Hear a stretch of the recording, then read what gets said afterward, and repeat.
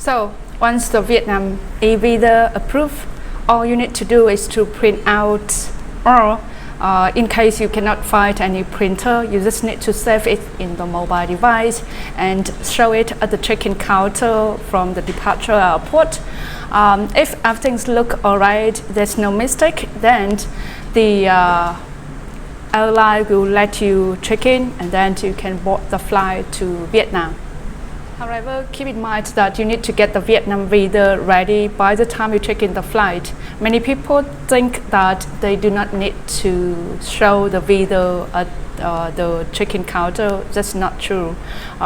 Without the visa, the airline will prevent you from boarding the flight.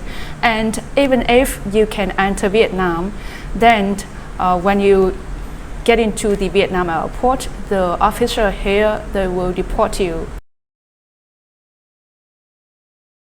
You will get to the immigration counter to collect the entry stamp.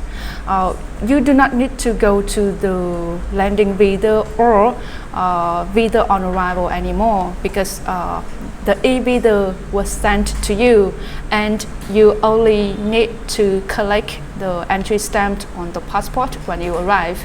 You do not need to fill in any form, any Vietnamese visa application form. No photo is required. Also, you do not need to pay for stamping fee.